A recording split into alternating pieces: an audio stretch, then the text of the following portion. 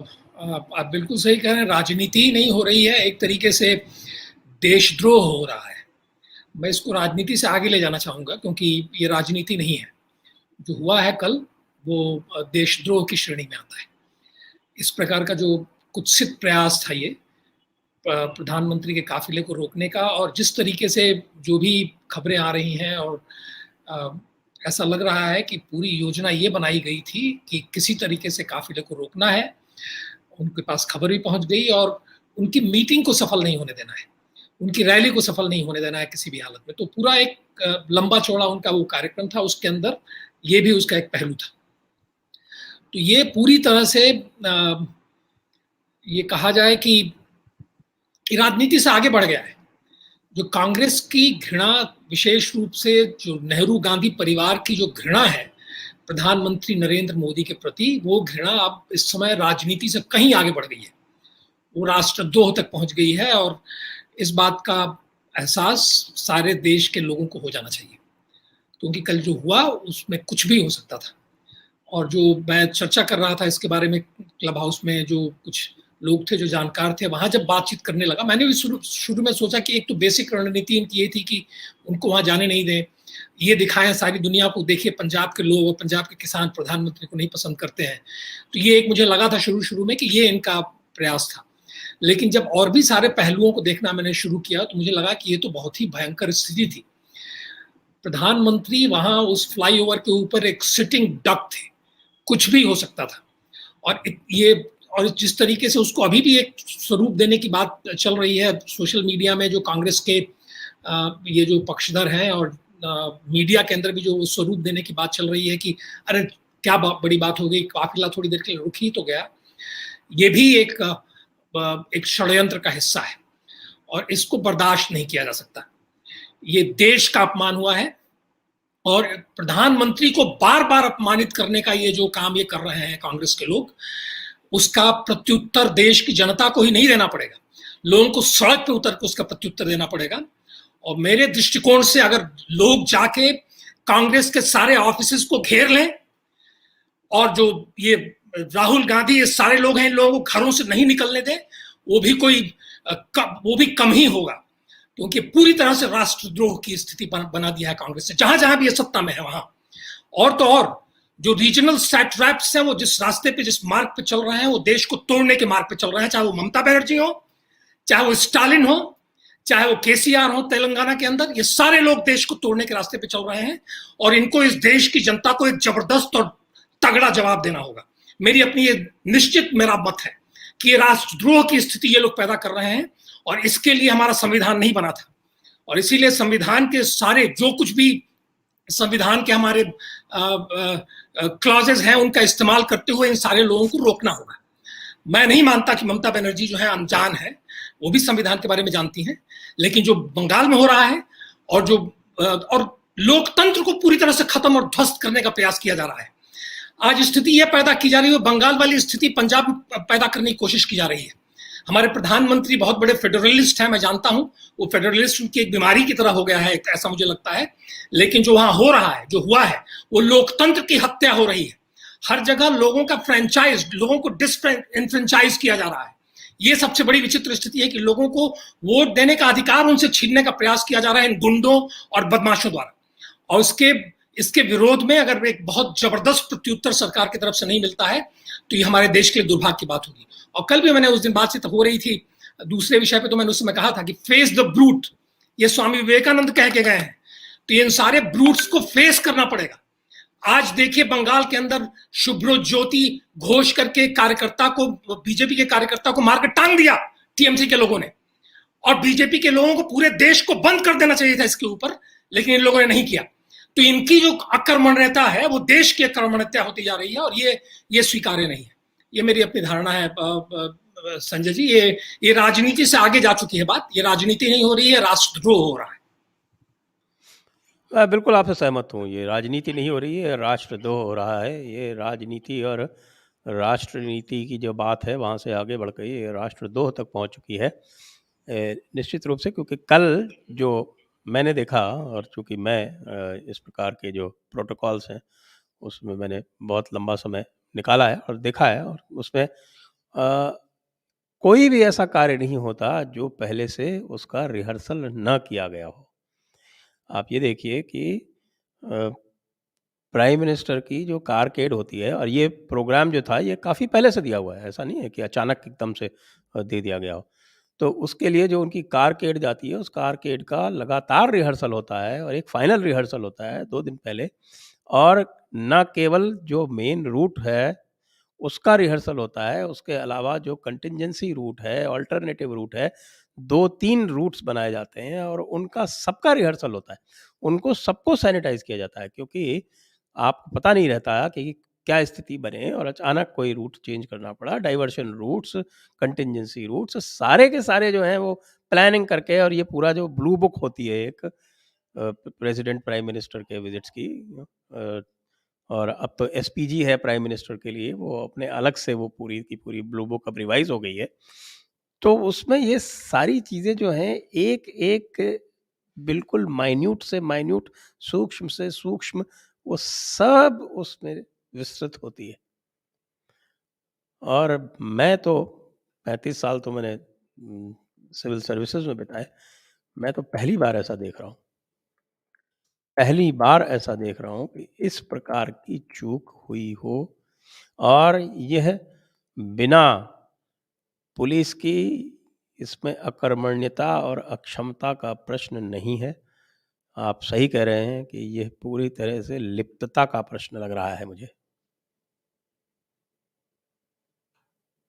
तो अधिकारी, जैसा मुझे बताया जा रहा है, जो हम लोगों ने सुना है कि प्रोटोकॉल के तहत चीफ मिनिस्टर को वहां होना चाहिए था, चीफ सेक्रेटरी को वहां होना चाहिए था, प्रोटोकॉल के तहत जो है वो डीआईजी को वहां होना चाहिए था। ये लोग वहां थे नहीं। अब अलग अलग बहाने देके गायब थे। और वो जो पता नहीं उसकी जांच क्या चल रही है, लेकिन अगर ये सत्य है कि 20 मिनट के दौरान जब उनकी गाड़ी फंसी रही वहां उस फ्लाईओवर के ऊपर, उस दौरान अगर ये लोग अनुपलब्ध रहे, तो शुद्ध रूप से इसको मैं कॉन्स्पिरेसी मान के चलूंगा, इसको मैं षड्यंत्र ही मान के चलूंगा। एक तो षड्यंत्र पक्का था कि इनको रोकना है, जिससे कि दुनिया भर में यह मैसेज जाए कि प्रधानमंत्री जो है वो लोकप्रिय नहीं है। और उसके बाद जिस तरह के ट्वीट कांग्रेसियों ने किए, उस तरह के और जिस तरह के स्टेटमेंट कांग्रेसियों ने दिए, उसने साबित कर दिया कि उनका उद्देश्य यही था कि प्रधानमंत्री को अलोकप्रिय साबित करना है। और ये देखिए, आज इसी केस में नहीं हो रहा है, इनका शुरू से ही यही रहा है कि प्रधानमंत्री को अलोकप्रिय साबित करना है, बताना है कि ये तो इनकी कोई लोकप्रियता नहीं है, तो बेवकूफ है। ये हर प्रकार से नीचा दिखाने का जो प्रयास चल रहा है बार बार, ये बहुत ही घृणित और कुत्सित प्रयास है। अब उसके लिए जो रिस्पॉन्ड नहीं करते हैं प्रधानमंत्री या उनकी पार्टी भी, जिस तरीके से अप्रोप्रिएट रिस्पॉन्स होना चाहिए वो नहीं होता है। इसलिए मुझे लगता है कि देश की जनता को उसको रिस्पॉन्ड करना चाहिए, और बहुत ही इंटेंसली रिस्पॉन्ड करना चाहिए, और सड़क पे उतर के रिस्पॉन्ड करना चाहिए। मेरे ख्याल से कांग्रेस के जो लोग जो इस समय देशद्रोही जैसे बनते जा रहे हैं, इन सारे लोगों को इस देश की जनता को सबक सिखाना चाहिए। और जहां भी है, जिस प्रकार से भी ये लोग जो है को प्रयास कर रहे हैं कि ममता मॉडल जो है वो सारे इनके राज्यों में लागू कर दिया जाए, उस प्रयास को ध्वस्त करना पड़ेगा और उसके लिए जनता को उतरना पड़ेगा। मैं तो हमेशा कहता रहता हूं कि एक बार प्रधानमंत्री जी जो है एक अपील कर दें तो जनता उतर भी पड़ेगी।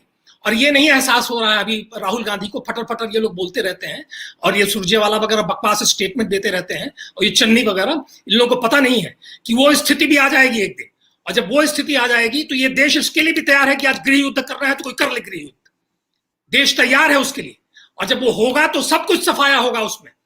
उस समय जो बार बार ये लोग गाना सुनाते हैं ना, वो कि ये टूटेगा, वो टूटेगा, ये बुत टूटेंगे, सब कुछ टूट जाएगा, इनका गुरूर टूट जाएगा, ये लोग साफ हो जाएंगे। तो अपनी सीमा के अंदर रह के ये सारे लोग काम करें। सीमा पार कर गए हैं ये लोग, और इसलिए इनके ऊपर जनता का ऐसा जबरदस्त प्रेशर होना चाहिए, इनको चलने नहीं देना चाहिए सड़क पे। किसी भी कांग्रेसी देशद्रोही को अधिकार नहीं है कि उस देश की सड़कों पर चले। और मुझे तो याद है काशी हिंदू विश्वविद्यालय के दिनों में छात्र आंदोलन के समय में ये तो सब गुंडे थे, एनएसयूआई के सब गुंडे हुआ करते थे, मर्डरर्स हुआ करते थे सब, जहां भी ये सब थे। इनको जो है इनको काउंटर करना, इनको एक जबरदस्त प्रत्युत्तर देना बहुत आवश्यक है। और इसलिए देश की जनता को सड़क पर उतर के इनको प्रत्युत्तर देना पड़ेगा, और इनकी समझ में ये चीज आनी चाहिए। बहुत हो गया ये सब, ये घालमेल वाली स्थिति जो है वो नहीं रहनी चाहिए, क्योंकि ये सीमा, ये अंतिम था। इसके बाद अगर कहीं भी किसी तरीके की भी कमजोरी प्रशासन दिखाता है या देश की जनता दिखाती है या बीजेपी के अकर्मण्य नेता भी दिखाते हैं, तो ये मूर्खता ही नहीं होगी, ये वो भी एक तरीके से देश के साथ विश्वासघात होगा। और अब तो कह रहे हैं ना, तो काम करने वाले थे अमरिंदर सिंह के साथ, तो अमरिंदर सिंह खुद रेकमेंड कर रहे हैं कि प्रेसिडेंट रूल लगाइए, तो लगाइए प्रेसिडेंट रूल, और बड़े शान से लगाइए। मैं रमनीक सिंह मान का सुन रहा था, एक सेंसिबल व्यक्ति हैं वो, उन्होंने भी कहा ये। और कुछ जगहों में मैंने सुना है कि सोनी, इनके जो डिप्टी चीफ मिनिस्टर हैं, उनको घेरा लोगों ने और वहां उनसे कहा कि आप नारा लगाए मोदी जिंदाबाद, तो उनको नारा लगाना पड़ा। तो इस तरह के भी रिस्पांस सड़कों पे भी आना शुरू हो गए हैं, तो ये और आना चाहिए। ये सब कैंडल लाइट वगैरह नहीं, एक इंटेंस मूवमेंट खड़ा होना चाहिए इन सारे देशद्रोही तत्वों के बीच जो हमारे देश के अंदर बैठे हुए हमारे देश की जड़ खोद रहे हैं। जी हाँ, बिल्कुल ये देशद्रोही तत्व हैं और जिस प्रकार की बात कर रहे हैं, लेकिन जो आप अप्रोप्रिएट रिस्पांस की बात कर रहे हैं, वो मुझे कम से कम जो पार्टी है, प्रधानमंत्री की जो पार्टी है, उसको जो अप्रोप्रिएट रिस्पांस देना चाहिए, वो तो मुझे तो कम से कम अभी तक नहीं दिखा है। पंजाब की बात ले लें, ये धरना प्रदर्शन कर रहे हैं तो उत्तराखंड में, उत्तर प्रदेश में और दीगर जगहों पे कर रहे हैं। जहाँ कांग्रेस का शासन है, वहाँ नहीं कर रहे हैं, पंजाब में नहीं कर रहे हैं। तो इससे पंजाब क्या में एक होगा? जगह मैंने बताया आपसे, सोनी जो उनके डिप्टी सीएम है, वहां उनको घेरा लोगों ने, उनसे कहा कि मोदी जिंदाबाद करो, उनको करना पड़ा। एक ट्वीट आया था, मैंने उसको, आपका जो ट्वीट आया था इस विषय पे, तो उसके अंदर मैंने टैग, उस ट्वीट को मैंने डाला है वहां पे। तो एक ऐसा एक उदाहरण मिला है। अब उसमें तो इनके साथ कैप्टन अमरिंदर सिंह है, उनकी भी फॉलोइंग होगी, ये लोग भी उतरना सड़क पे, ये बहुत जरूरी है उतरना सड़क पे, इन सबों को जवाब देना पड़ेगा। ये जो गुंडागर्दी, ये सब कम्युनिस्ट जो हैं, जो बैठे हुए हैं वहां, सब किसान आंदोलन के अंदर, ये अचानक सर चढ़ के बोलने लगे, ये सारे गुंडे बदमाश, इनको तो जवाब देना पड़ेगा ना। जिस तरीके का कि गुंडई वहां हो रही है, कि पोस्टर फाड़ दे रहे हैं, बैनर फाड़ दे रहे हैं, तो इसका कहीं ना कहीं जवाब मिलना चाहिए इन सबों को। ये सब जो है किसान नहीं है, ये तो तय हो गया कि किसान नहीं है। तो और इन्होंने खुद कह दिया कि हम किसान नहीं है, इन्होंने खुद कह दिया कि हमारा आंदोलन जो है इसलिए था ही नहीं, किसानों के मुद्दों को लेकर था ही नहीं। इन्होंने खुद, वो जो राज्यपाल है उसने खुद ये चीज कह दिया है। तो ये सारा आंदोलन ही जो है एक षड्यंत्र का, एक लार्जर षड्यंत्र का हिस्सा था, सबको पता है ये। अब तो अब इसके बाद क्या रुकना है? अपने हाथ नहीं रोकना है किसी को। कहीं भी देश के अंदर जितनी भी ये सब ताकतें हैं, उनको ध्वस्त करना पड़ेगा। और जो बाहर बैठे हुए इस पे जो नाच गा रहे हैं, और जितने नाच गा रहे हैं, इन सब के खिलाफ कार्रवाई होनी चाहिए। ये ट्विटर पे या सोशल मीडिया पे जो नाच गा रहे हैं लोग इस घटना के बाद, उस नाच गाने को बंद करना पड़ेगा। एक डिसाइसिव उसमें एक्शन होना चाहिए। ये देश, अब उसमें समस्या यह है कि प्रधानमंत्री जो है, जैसे मैंने आपसे कहा कि थोड़ा वो फेडरलिस्ट है, और फेडरलिज्म जो है एक तरीके से बीमारी की तरह उनके अंदर हो गया है। दूसरी उनके अंदर भावना रहती है कि हम तो सेवक हैं। अरे भाई, आप सेवक नहीं हैं, आप इस देश के प्रधानमंत्री हैं। आप अपने प्रति कोई सम्मान न रखते हो, आप अपने आप को चाय बेचने वाला समझते हो, ठीक है, कोई समस्या नहीं है उसके अंदर, लेकिन प्रधानमंत्री चाय बेचने वाला नहीं है। प्रधानमंत्री जो है हमारा सर्वोच्च पद है, उसका अपमान करके कोई कैसे निकल सकता है? निकलने नहीं देंगे उसको उसका अपमान करके। तो ये भाव होना चाहिए मन के अंदर, कहीं जोशो खरोश होना चाहिए, कहीं ना कहीं से वो क्षत्रियत्व आना चाहिए। जब आप एक बार प्रशासन में चले गए तो आप क्षत्रिय हो गए, हमारे वर्णाश्रम सिस्टम के हिसाब से भी आप क्षत्रिय हो गए, तो वो दिखाना पड़ेगा। इस देश के अंदर बैठे हुए देश के शत्रु जो है हमारे सीने पे मूंग दल रहे हैं, और हम इसको बर्दाश्त कर रहे हैं। और मेरे लिए देखा जाए, ये हुआ। वैसे यदि देखा जाए तो ये प्रधानमंत्री तक इन लोगों के हाथ पहुंचे हैं, उसके जड़ में यही कारण है कि आपने शाहीन बाग से जो आरंभ किया है पूरा का पूरा कार्यक्रम, और शाहीन बाग से आपने सबसे पहले यह पता नहीं क्यों निर्णय लिया कि हमें उत्तर नहीं देना है। उसके शाहीन बाग के बाद, उसके बाद फिर आपका 26 जनवरी हुआ, तब भी आपने कुछ नहीं किया। आपके बंगाल हुआ, तब भी आपने कुछ नहीं किया। उसके बाद फिर किसान आंदोलन भी हुआ, तो उसमें भी आपने कुछ नहीं किया, और वो बैठे रहे 1 साल तक, उन्होंने दिल्ली की सड़कें घेरे ही रहीं, तो आपने कुछ नहीं किया। तो फिर उनकी हिम्मत तो बढ़ेगी ही ना। जब ये किसान आंदोलन वापस लिया था, उस समय मैंने कहा था ये, और रिकॉर्ड पे है, आप देख सकते हैं, मैंने कहा कि ये तो आपने खुला इनको एक इनकरेजमेंट दे दिया है, प्रोत्साहन दे दिया है कि अब तो तुम पूरे देश में अराजकता फैलाओ। जितने भी अराजकतावादी हैं, जितने भी, जैसा कि आपने कहा और सबने कहा, सब जानते हैं कि एक किसान संगठनों ने ये स्वीकार किया कि हमारा कोई एक किसान मुद्दों पर आंदोलन नहीं था, बल्कि ये तो मोदी विरोध था। तो जब आपने यह प्रदर्शित कर दिया कि आप मोदी विरोध उसको ये कुछ भी करते रहें, आप उसको चुनौती नहीं देंगे। जो आपके पास संवैधानिक अधिकार हैं, आपके पास संवैधानिक अधिकार है धारा 256 में, आप निर्देश दे सकते हैं और उस निर्देश की अवहेलना जो है वो धारा 365 में ये माना जाता है, उसमें यदि धारा 256 के निर्देश की या धारा 355 के निर्देश की, इनके दोनों के निर्देशों की अवहेलना होती है, तो धारा 365 ये कहती है कि उसको ये माना जाएगा कि संवैधानिक व्यवस्था समाप्त हो गई है उस प्रदेश में, और उसका जो एक सहज परिणाम है वो धारा 356 है। ये देखिए आप तो मैं आज प्रशासन से इनसे कहता रहा हूँ, राजेश जी 1 मिनट में बात कर लूँ, आज से नहीं, जब से शाहीन बाग हुआ है उससे बाद से लगातार बंगाल में जब हो रहा था तब भी कि भाई आप धारा 256 में या धारा 355 में एक निर्देश तो दे दीजिए, वो बाइंडिंग निर्देश है।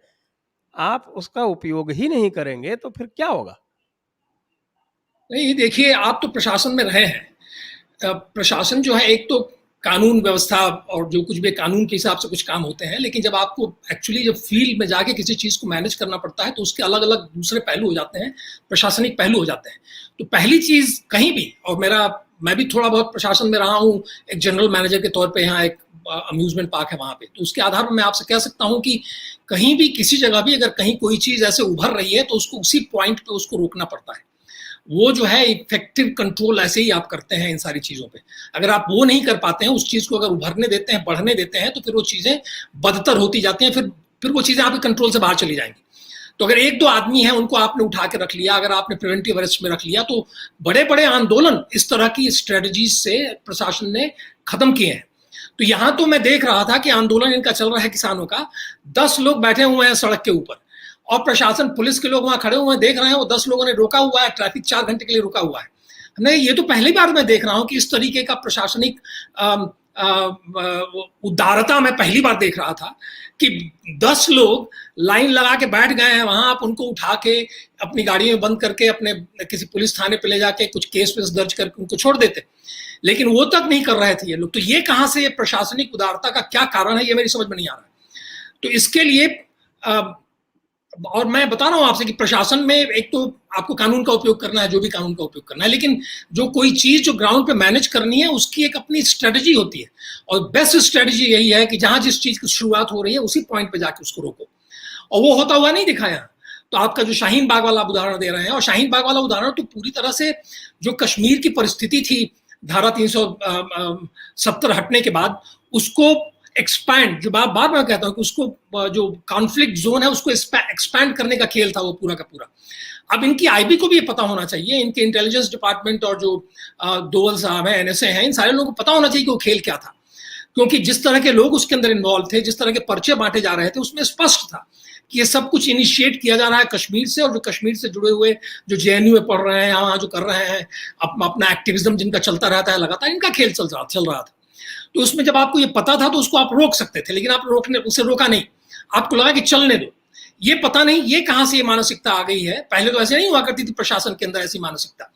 तो कहीं ना कहीं मेरे मन में ये भी भाव है कि नौकरशाही में, ब्यूरोक्रेसी में भी कुछ ऐसे एलिमेंट्स हैं जो इस तरह की सलाह दे रहे हैं और इस तरह के अप्रोच को अप्रूव कर रहे हैं। यहां देख रहा हूं कि किसी भी बीजेपी रूल्ड स्टेट में प्रिवेंटिव अरेस्ट तो हो ही नहीं रही है, किसी भी बीजेपी रूल्ड स्टेट में मुझे लगता ही नहीं है कि सीआईडी कुछ काम कर रही है।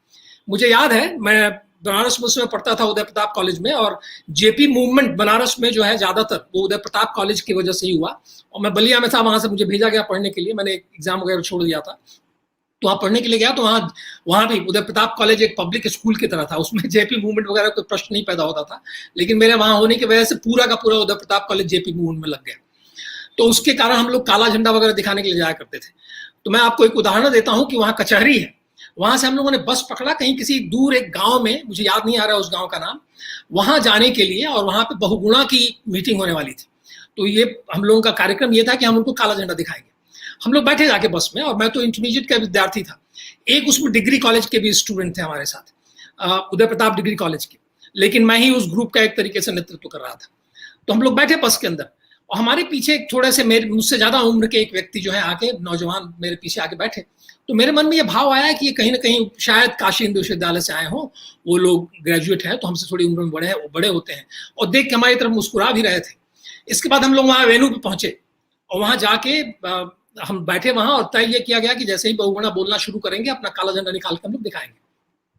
उसमें गड़बड़ ये हुई कि वहां प्रभुनाथ सिंह थे, वो भाषण दे रहे थे, उन्होंने जेपी के खिलाफ कुछ बोला, तो उसमें एक बुजुर्ग व्यक्ति थे दूसरे एनक्लोजर में, वो एनक्लोजर जो आप लोग बांट देते हैं एडमिनिस्ट्रेशन के हिसाब से, तो दूसरे एनक्लोजर में जो बीच में रास्ता था, दूसरी तरफ वो बुजुर्ग थे, वो खड़े होके बोलने लगे। और मुझे लगा कि अगर वो उनको दबा दिया इन सबों ने तो फिर सब कुछ दब जाएगा, कुछ हो नहीं पाएगा। तो मैं भी खड़ा हुआ। जैसे ही मैं खड़ा हुआ, ये पीछे से जो वक्त जिस व्यक्ति को मैं समझ रहा था कि वो भी कुछ इसी काम के लिए आए होंगे, उसने मेरा मुंह दबाया वहां। यानी कि हमें टेल किया जा रहा था वहां कचहरी से एक हम सब लोगों को, उनको इस हद तक जानकारी थी। मैं देख रहा हूं कि बीजेपी रूल स्टेट में और बाकी जगहों पे न सीआईडी एक्टिव है, कहीं कोई प्रिवेंटिव अरेस्ट नहीं हो रहा है, इन आंदोलनों को अपने हिसाब से चलने दिया जा रहा है। और जो लोग जो एक बड़ा आंदोलन नहीं खड़ा कर सके चुनाव में, जिनको कोई पूछता नहीं है, वो भी ये दिखाने में कामयाब हो जा रहे हैं कि साहब देखिए हम तो बहुत बड़े आंदोलनकारी हैं, सारा पंजाब हमारे पीछे है। ये कैसे हो रहा है? तो इसमें रणनीतिक सोच का अभाव है। प्रशासन भी जो है रणनीतिक सोच नहीं रख रहा है और उसको गाइड भी नहीं किया जा रहा है, हमारी जो एग्जीक्यूटिव है या जो हमारी पॉलिटिकल लीडरशिप है। तो कहीं ना कहीं इसकी समस्या बहुत बड़ी है और इन सब चीजों को जो है सॉर्ट आउट करना पड़ेगा, नहीं तो ये देश विरोधी तत्व जो है वो धीरे धीरे ऐसे ही अपने आप को बिल्ड करेंगे और एक परिस्थिति ऐसी आएगी कि फिर आप कंट्रोल नहीं कर पाएंगे उसको।